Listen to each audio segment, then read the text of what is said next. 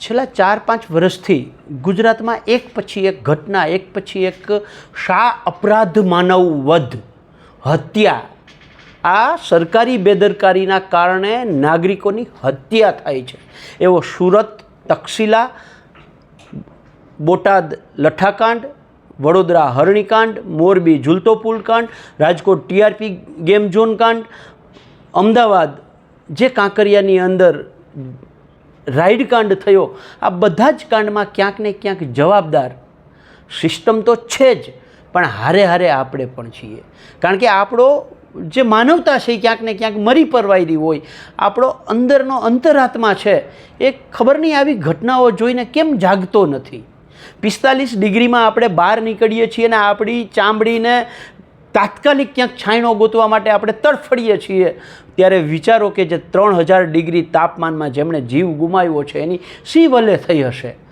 આ પરિસ્થિતિ જોયા પછી જો આપણો અંતરાત્મા જાગતો ન હોય, આપણો જમીર જાગતું ન હોય, તો આપણે ખરેખર માનવ કહેવાને લાયક નથી. જ્ઞાતિ જાતિ ધર્મમાં આપણે વેચાયેલા છીએ અને જે સિસ્ટમ સામે લડવાનું છે ત્યાં લડતા નથી. છેલ્લા 20 દિવસથી હું, લાલજીભાઈ દેસાઈ અને જિગ્નેશભાઈ મેવાણી, અમે ત્રણે જણા સતત રાજકોટમાં છીએ અને સતત લડાઈ કરીએ છીએ. આ સિસ્ટમ સામે જો આ 4-5 ઘટનાઓ પછી અમે ભલે મોડા જાગ્યા, હું સ્વીકારું છું, પણ નક્કી કર્યું છે કે હવે પછી ગુજરાતમાં આવી ઘટના નથી થવા દેવી.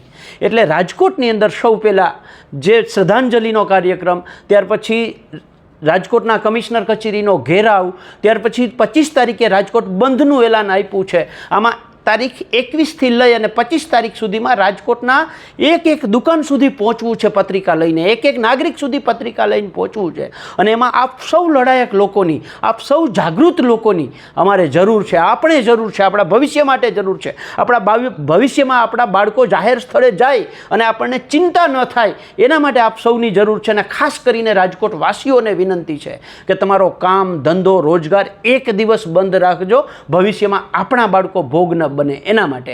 એટલે જે લોકો ગુજરાતમાંથી જાગૃત છે, લડાયક છે અને જેનો અંતરાત્મા જાગે છે, જેનો જમીર હજી જીવતો છે, એવા લોકોને વિનંતી છે કે તારીખ 21થી 25ની વચ્ચે રાજકોટ પધારો. આપણે સૌ સાથે મળીને લડાઈ કરીએ. અને રાજકોટવાસીઓને વિનંતી છે કે 25 તારીખે બંધ રાખીએ અને મૃતકોની પ્રથમ માસિક પુણ્યતિથિએ બંધ રાખી અને સાચી શ્રદ્ધાંજલિ આપીએ. અમે જે સ્ક્રીનમાં સાથે 3 નંબર આપ્યા છે, જે લોકો રાજકોટ બહારથી પોતાની લડાઈ કરવા માટે, આપણા અસ્તિત્વની લડાઈ કરવા માટે જે લોકો પધારે છે, એમને વિનંતી છે કે આ નંબર ઉપર ફોન કરી અને રજિસ્ટ્રેશન કરાવી આપે.